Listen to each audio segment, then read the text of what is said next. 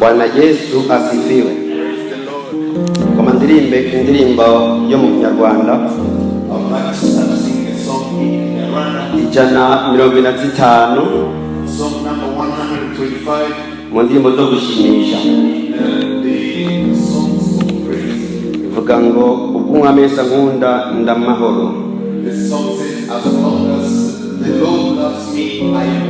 Nimpeza ibyo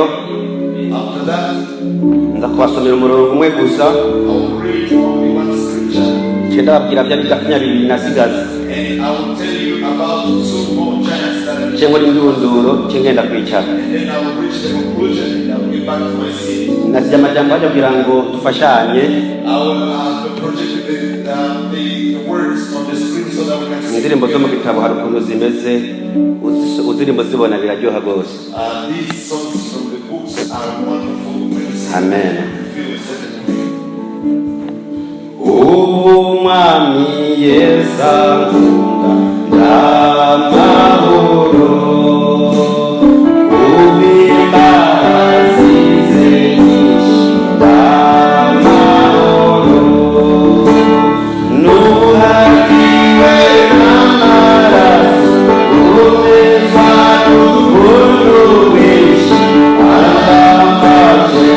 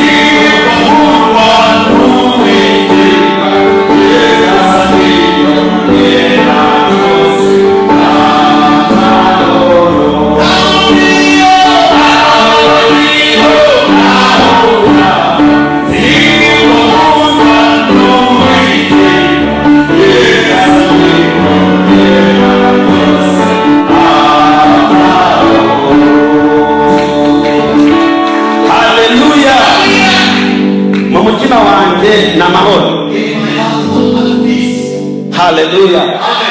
Izina ni Nduwimana. My name is Nduwimana. Bwana Yesu asifiwe. Amen. Kwa gatanu twari kumwe. Friday we work together.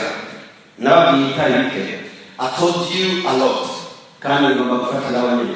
And I would like to resume from there. Uyu munsi nahishuriwe ikintu nibaza ko bamwe bazi. Today I received the revelation that I believe some of you know. Nitwashika mw'ijuru. When we get into heaven, and some people will be taken to heaven, others will be thrown into the fire. There's nobody who will be laughing at the other. I believe maybe some of you knew that.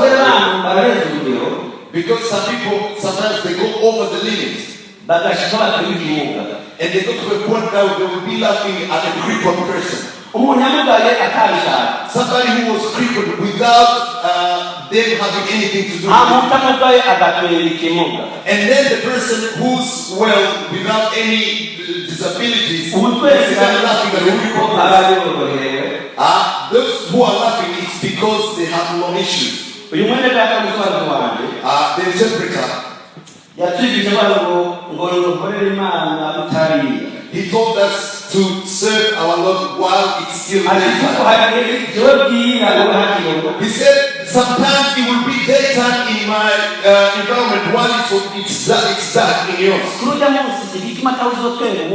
That day, the reason why some people, nobody will be laughing at the other. Even when we get to heaven, we say, oh, I just made it. We say, just made it. Those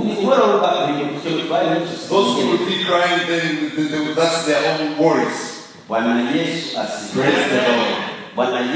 Praise the Lord. nabwiye ko ijambo ry'Imana hari rivuga bakakwangira iryo jambo vuze. I said sometimes you preach the message and people hate you because of that. Jewe nta Bibiliya nanditse. But I didn't write the Bible. Nigiye bayandika sine bwavuke. When the Bible was written, I was not born yet. Abantu barambigwa. Those people who get tired. Na Bibiliya yanditse bakaravuka. And the Bible was written before they were born. Bavuga ngo twararindiye ko Yesu azaturana. And they say we've been waiting for the return of Jesus. And they haven't lived 100 years yet.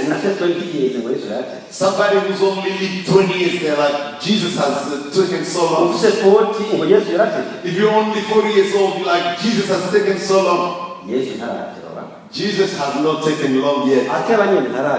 Whether it's late or not, but he hasn't taken so long yet.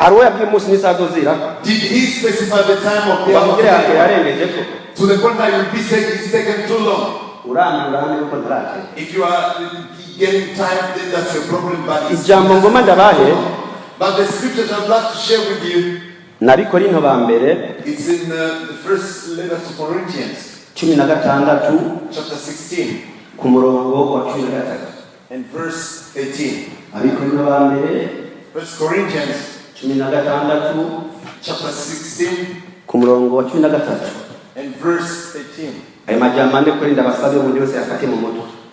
These scriptures, I'm begging all of you to retain them by heart. I'll tell you about two giants. And then these scriptures, I believe this will not be too difficult for you. If you get there, say amen, then I will know you there.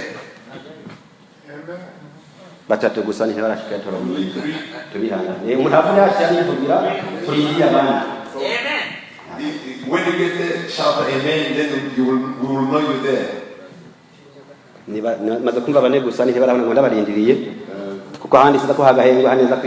I'll just give you a little while because after that I'll be moving a bit fast.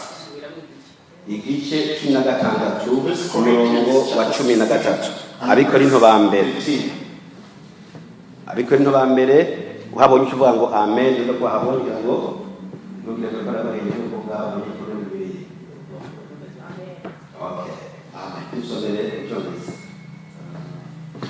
Abikorino ba mbere 16 n'amajambo ane gusa.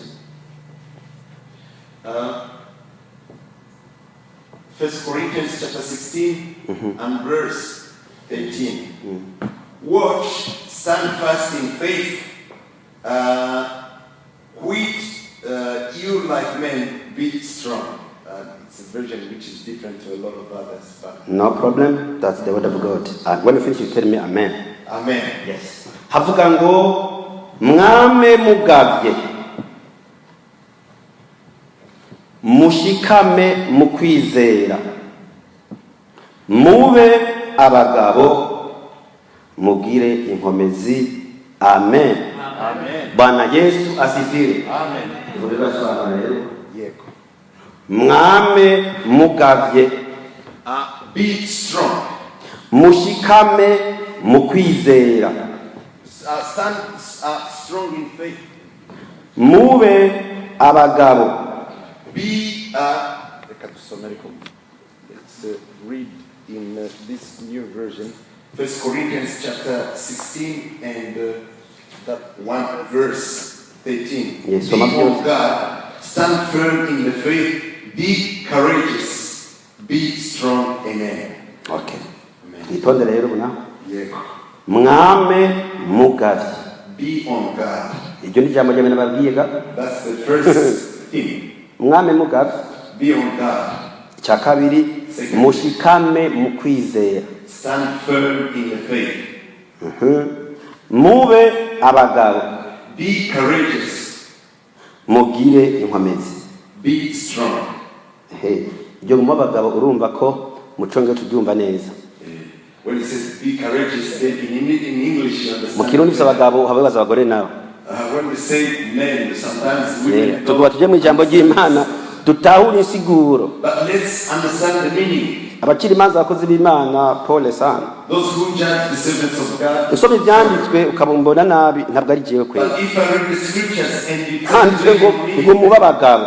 But the Bible says be courageous. Sijya abagabo gusa n'abagore murimwo. It's not only for men, but it also concerns women. Bwana Yesu asifiwe. Praise the Lord. Nababwiye ibigatanya 12. I told you about 12 giants. Uyu munsi nta yindi ntangamarara ndabikorera ncangirako. So today I will not be going back, but I will just move forward. Ikigatanya c'11 the giant number 11 cyavuga guhagarika umutima. It's about worry. Guhagarika umutima. Worry. Irindi jambo ryitwa kwiganyira. Niryo giryo nyene. It's the same thing as worry. Ndiko ndasigura ngo byumvikana ariko niryo nyene gusa. I'm explaining it so that you understand a bit better. Kristo yatumenyesheje ko tudakwiye kwiganyira. Jesus has instructed us to not worry. Kubyo kurya canke kuvyambagwa. About food or clothes. Aho ni mu Matayo 6:3. That's in Matthew chapter 6 and verse 3. Hava ngo nuko ntimukiganyire ngo tuzorya iki. So it says, do not worry saying what are we going to eat or what are we going to clothe. Canke tuzonywa iki. Or what are we going to drink. Kuko nyabyaha ivyo ari byo bitwararika. Because the non-believers, those same things they worry about. Ngo canke tuzokwambara iki. Or they worry about what they will wear. Duteze gukora ibyo dushoboye. So we are expected to do everything in our power. Ibisigaye tukizigira Imana mu buzima. For the rest, believe in God and expect from God in life. Kwiganyira bihinduka ingeso. So worrying becomes a habit. Kandi by'ukuri ntacyo kwiganyira kumaze.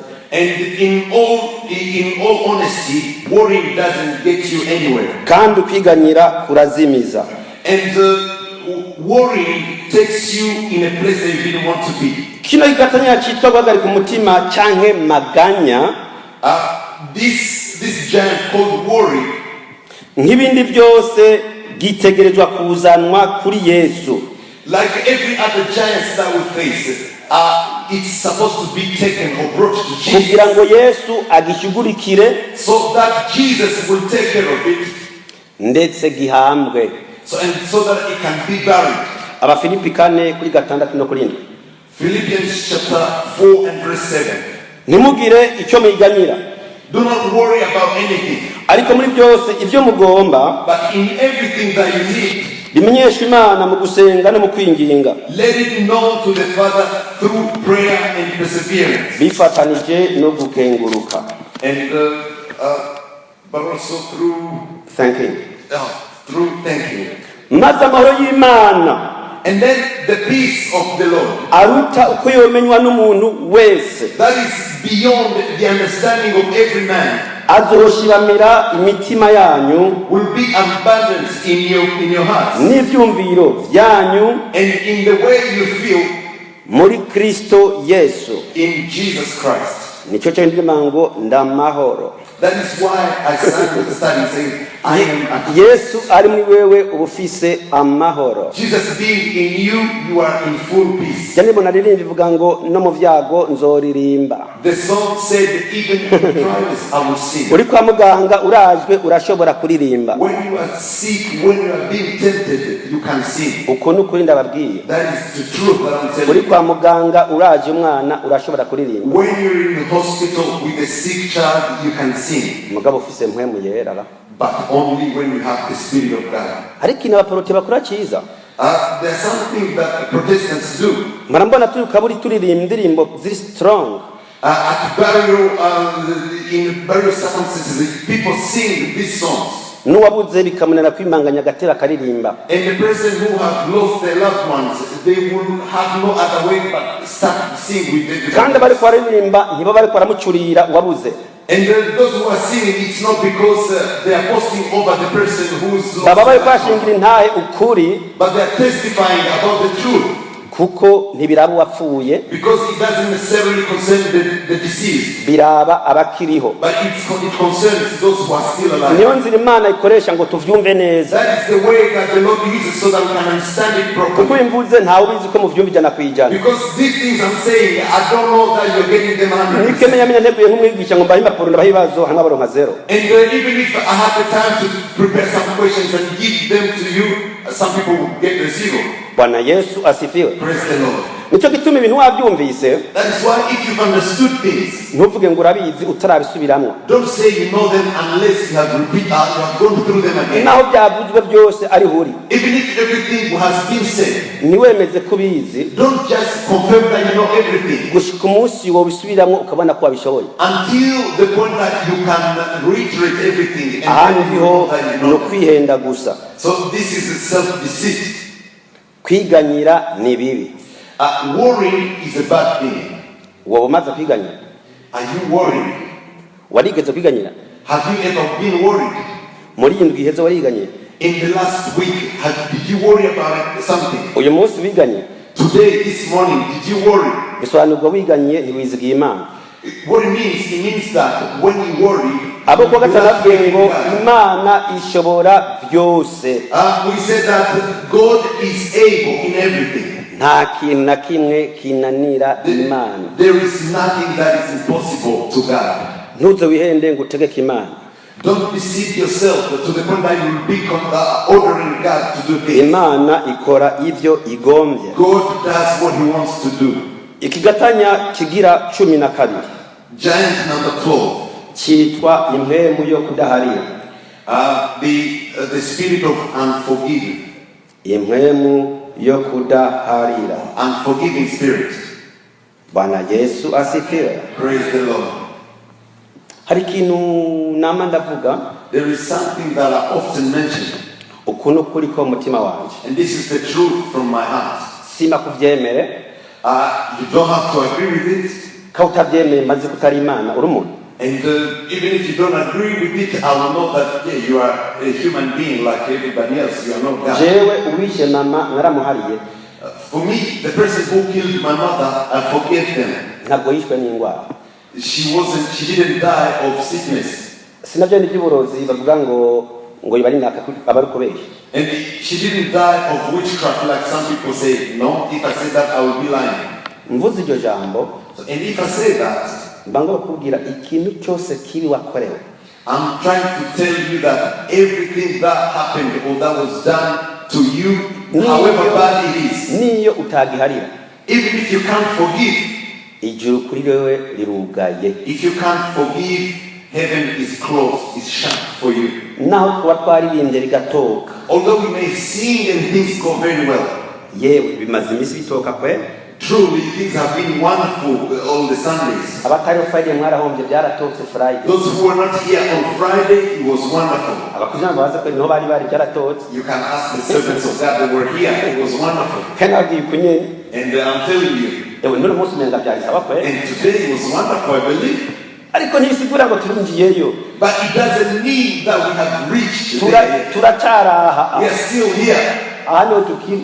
We're still here. Igipimo kandi n'ikinyene. And the measurement is still this one. Umuntu aguhonyora wambaye Somebody will step on you with your beautifully looking shoes. utumurara ikijisho. And then you look at them, you give them a look. Next time umubonye utumaruka kuyaguhonyoye. The next time you set your eyes on them, you remember that they stepped on you. Emuka byibagire. Brethren, forget about it. Muharire. Forgive them. Ako nakarero ntanze. That is a small example of just giving. Umunsi umwe naragiye nakona mahera kwe. One day I used to be in love with money. Kandi ndakunda kuyaga n'abantu babanyige. And I usually chat with the people around me. Ndabwira nta mafaranga arankuyanga. And I went to somebody, asked them to give me some money. They couldn't give me. Bamwe bati heba. They told me to forget about it. Ariko ndakunda kwe. Nakiweza.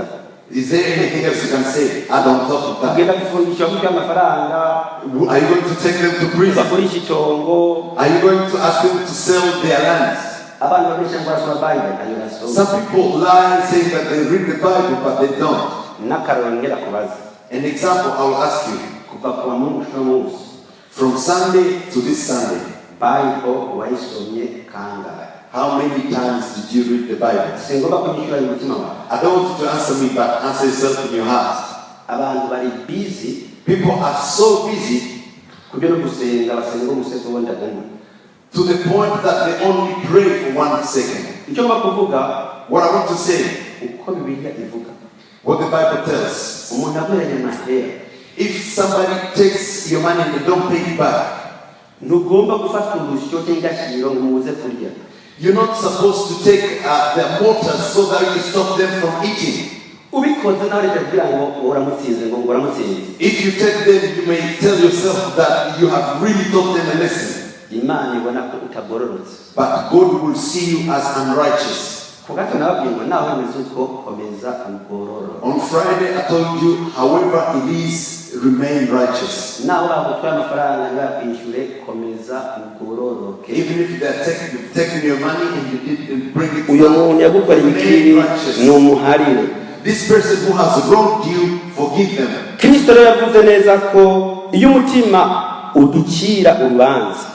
So Christ Jesus said it very well and said, if your heart is convicting you, or there is something between you and somebody else, or this person has wronged you and you haven't forgiven them, I told you heaven is closed for you. But he listened to what Jesus said. It's easier to find peace. And going to heaven is easier when we have prepared ourselves to be obedient. If you can hear this message and obey it, and you practice what it has instructed you to do, first of all, you will find peace in your heart. Secondly, heaven will be open to you. This is what Jesus said. Leave your offering to the altar and go back and reconcile with your neighbor. These scriptures, I've shared them. I was here. This is not my first time to share this. Reconciling with your neighbor is costly. But there's no other way. There's no other way to find peace and finding grace in your heart and reuniting with Christ and even reconciling with other people. The unforgiving spirit causes people to be doubting others, and they don't trust each other. These words I'm sharing, you can find them in Matthew chapter 5 and verse 23 and 24. It says, if you are taking your offering to the altar, once you get there, you remember that there is something wrong between you and your neighbor. Leave your offering to the altar and go back and reconcile with your neighbor, and then come back and give your offering. Matthew chapter 6 and verse 12. It says, forgive our sins as we have forgiven those who owe us. Romans chapter 12 verse 19 and 20. It says, beloved, Don't do revenge. ariko mwe uburyo uburake bw'Imana, mwo uburyo uburake bw'Imana, mureke Imana abe ariyo ibibakorera. Let God himself be avenged what was done against you. kuko handitswe ngo uguhora ni ukwanje, Because it's written, revenge belongs to him only. ni jewe nzosubiriza mu nkoko, I will be the one repaying everybody. niko uhoraho agize. That is what the Lord says. Ntabwo ari ijambo ryanjye yemwe, I'm not the one writing these words. ubwo mbyocakara ngo niko uhoraho agize. If you want, you can underline that. The Lord says. naho bigumye urumva ko ni iby'Imana, Although it is hard, but this is what God is saying. ibi birandaba bikakuraba. So it concerns me and it concerns you. nge mbandanye mbere, I'll just continue. ariko umwansi wawe niyasonza But if your enemy is hungry, umugaburire, feed them. niyagira inyota If they are thirsty, umuhe icyo anywa, give them a drink. kuko niwagira utyo Because if you do that, uzoba umurunze ko amakara yaka ku mutwe, you will be pouring burning charcoal on top of their heads. Bwana Yesu asifiwe. Praise the Lord. Je nibaza ko mbere nogeza I believe that I should end about here. aya majenderezo ko ari matose, I believe these words should be enough. reka nkore indunduro. Let me go to the conclusion. Babwiye amajambo abiri I told you two things. mu bigatanya 12 Among 12 giants, babwiye bigatanya 2 I told you two, bishobora kutubuza kuzura mwene yera, which can stop us from being filled with the Holy Spirit, kutubuza gushika mu ijuru. or even can stop us from entering heaven. Abakristo isezerano ryacu, The believers, our promise, igihugu cy'isezerano cyacu the promised land for ni us, ukuzura mwene yera. is to be filled with the Spirit of niyo God. ngabire ya pentekoste twahawe. That is the gift of Pentecost that was given to nyuma us. yaho ni ukujya mu ijuru. After that is entering heaven. abisirayeli bamaze imyaka 40 The Israelites, it took them 40 years kuva muri egiputa batajya hakurya i Kanani, from Egypt going to Canaan. bagigomeye Imana, They complained against bakoze God. byinshi bazi Imana, They did all sorts of things against the will of Imana God. ikavuga ijambo ritari ryiza. And it got to a point that God said something that was not very kuko good. mwangarariye cyangwa bucuru Because you have been so rebellious against ngo me, nta n'umwe azogerayo none of you will reach ngo the destination kiretse Kare.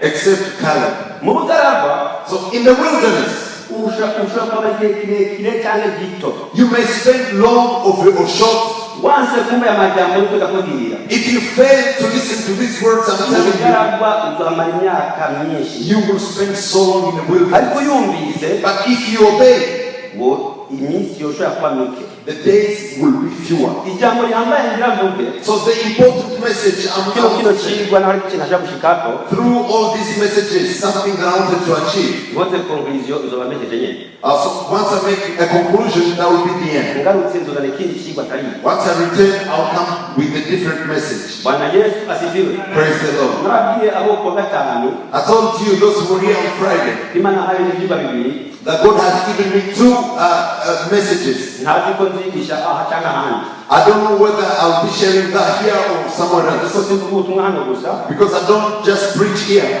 Bwana Yesu asifiwe. Amen.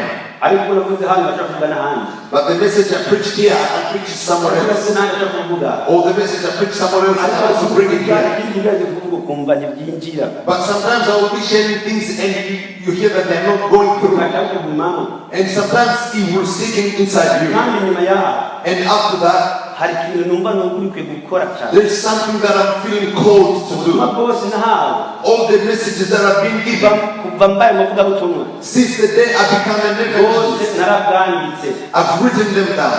n'amatariki And the dates, n'umunsi, and the days. kuva nkiri kuri NMC Kigoma, From when I was at NMC kuva Kigoma, ndi Nairobi, since I was in Nairobi, kuva ndi Brisbane, since I was in Brisbane, kuva turi Twate hill, from when we were in Tokyo, from when we were in Malawi, even while we're still here, the message I preached in Belgium, I have it written.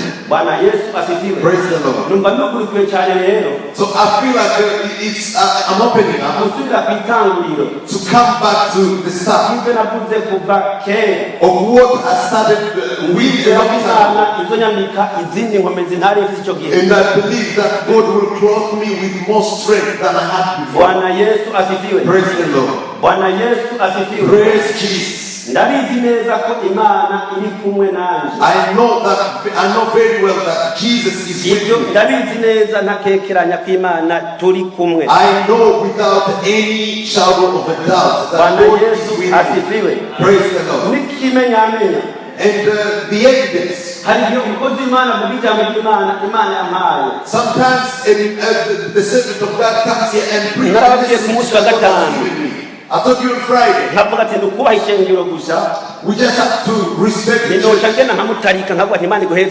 But I feel like I will just go and tell him, God bless you. And think about it, you are at home, and God gives you a message. And once you get here, the servant of God preached the very same message that was given to you. Even if you didn't know, you will say, this is God. Wherever you can say, you'll be saying that this was from God. We have more than one sign, but that is just one. Let me remind you what we were taught on Sunday.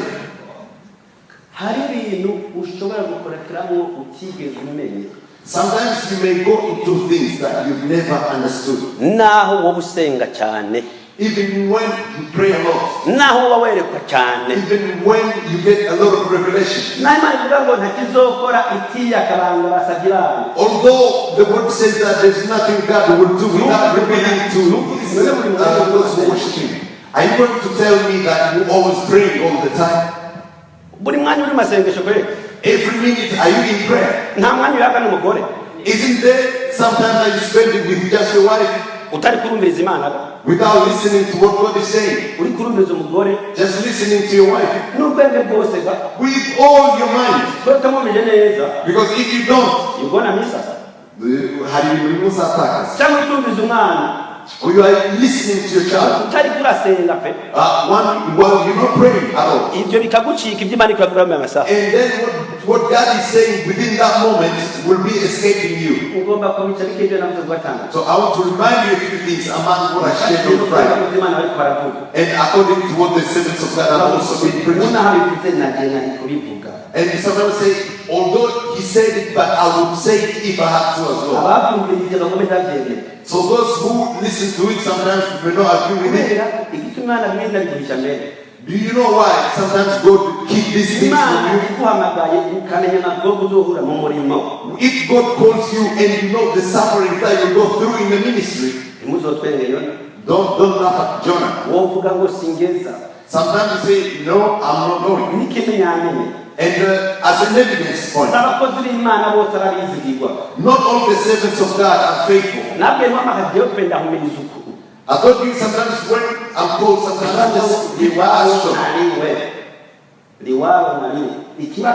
oh, it means well, let happen whatever may. We as servants of God, you look at the word of God and how powerful it is. And you look at people. And then you will make this parable. Not everybody understands parables. And you will go home without understanding, but you knew the message and what you wanted to share. And this is true. We people, we don't listen. If you say the whole truth. I told the people on Friday that people stone Paul because of the gospel. If you are here and people stone you, if you are standing here preaching and it's a stone out of nowhere, would you come back? Would you come back? Imana kugira ngo ni mwambie bivuze sijewe ngo nzobana nawe. You hear God saying, I will be with you. I'm not going to say uri mu kibazo atawugiha. You are in a problem that you will not share with anyone else. Yavuze jambo likomeye. He said one critical point. Ntabwo yari barota. And he wasn't dreaming. Ati no mu ngo. And he said, even in households, harimo umuntu ashigira ikibazo. You will find somebody who has a problem. Iyo menya. And they say, if I knew, sinari kurushinga. I wouldn't start this marriage. I'm quoting him. I'm quoting you, man of God. I'm paraphrasing. Bwana Yesu asifiwe. Amen. Bisobanura rero. So what does it mean? Du progresse uko vyogenda kose. Let's go forward however it may be. Usubira inyuma ntibirekuwe. But sliding is not allowed. Ariko entre parenthèses kugwa birashoboka. Within brackets, falling down, it is possible. And getting lost is a possibility. You get lost when there is something that causes you to be lost. An example. When the servant of God is here and they say something that is not true, truly they are deceiving you and you get deceived. Next time. And once you get lost, then you will meet another time. And once you know that you are lost, then you are finding your way back. Often you will find out that you are lost when you have reached the end of the road. And you realize, oh, I'm lost. So you stay there. You go back to your destination. So falling down, even here I can fall. But if I fall down here, I'll wake up from the same moment. But going backwards, only vehicles can reverse back. But people, if I want to go back, I have to turn around and then go back. Have you seen me? This is the bad thing. The point that somebody makes a conscious choice to forget about faith. And this is in accordance with the message. What did we start saying? Say, watch. Oh yeah, be watchful. Hanyuma mushikame mu kwizera and stand firm in faith. Mube abagabo, be courageous. Mugire inkomezi and be strong. Abumvise amajambo y'Imana, Imana ibahezagire. May God bless those who have heard the word of God. I'm going to sing a short song and then we'll pray. It's only 13 past 3. Very well. Amen. Praise the Lord. The song that I love, don't you know it all? The one I sang on Friday.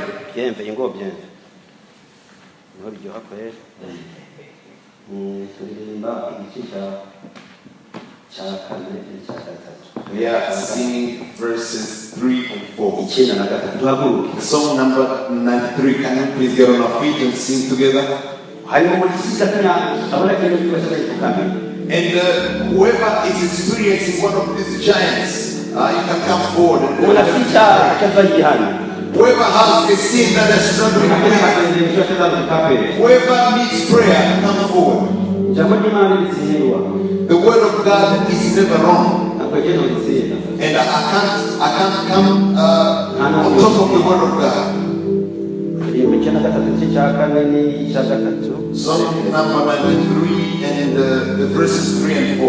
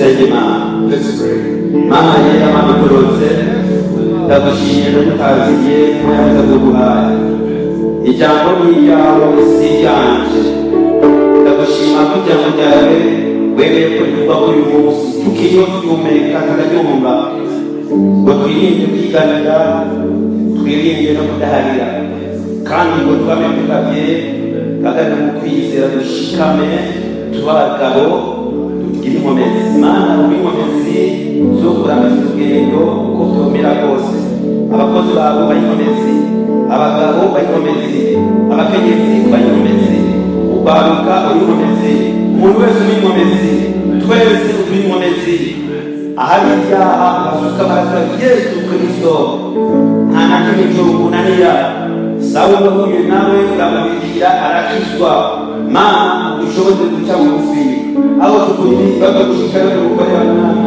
ntacyo turumara ko tudashika ntacyo turumara ko tuzimira ntacyo turumara ko dusuzuma ntacyo turumara ko tugwa ariko tujya mu ijambo ryawe Mana uratwemesha mu ijambo ryawe ukagira inkomezi utuhererekere mu ijambo ryawe ijambo ryawe ukaguhererekera imigisha yose yo kuva mu mpemu ahantu ho mu ijuru iyo migisha irurutse Mana umuntu wese ujambo bakagizera imigisha yose mu mpemu yisengera nawe bizere ijambo ryawe abantu biteze kuba amaso biteze kuba abagabo biteze kuba kwizera abo basengeye Mwami abahisemo mu mutima wabo uhinduka mu izina rya Kristo no gukora mu mwete wose ubikuzimu atari kuba biriyo bagihumeka gusasikanye n'abasengeye Mwami ubakire bamukurikire umuntu wese umwanya wiwe ukomeze nanjye ukomeze ishengero rikomeze umuntu wese araho ukomeze Mwami wumvishe ibintu amusengeye ukomeze Mwami haleluya ibyo gutunganya Mwami umuntu wese ubushoboze ijambo ry'uko twiyeze niko bya Isirayeli ngo biyeze kuri munsi n'ejo uzokora ibitangaza nanjye ndaseze Mwami ubw'ijambo ryawe rivugwa umuntu wese yeze wa munsi washikuze kuri ibitangaza umuntu wese ufite ibitangaza abari ibitangaza Mwami ugurura ijuru n'ibyo byambwiye abana b'abagabo bikiri Mwami ugurura ijuru kubwabo ewe wacu uguruke n'izina rya Yesu Kristo abantu b'Imana n'ibyo basenga basenga iby'abazima bikuweho mu izina rya Yesu Kristo abakuye babyure abihekuye bayoreshe abarwaye bakize ijambo ryakiza ijambo ryadukiza ryadukiza indwara ryadukiza ibyaha ijambo ryakiza ijambo Imana waritumye nurikoreshe kuza ryumvise mu izina rya Yesu Kristo munyanya w'inkomezi Mana uri natwe Mana uri n'ishengero Mana uri n'abakozi bawe Mana y'amasezerano Mana hinduka ndazi twe natwe gukunda kandi abanye natwe barakoze kandi twe natwe wakoze shima no kw'ijambo ryawe shima kuba rero atararyumvise bisigaye kuba n'icyawe mwebwe yakwiye kujya gukora ni mwiza Yesu Kristo umwana w'umusore bizeye amen.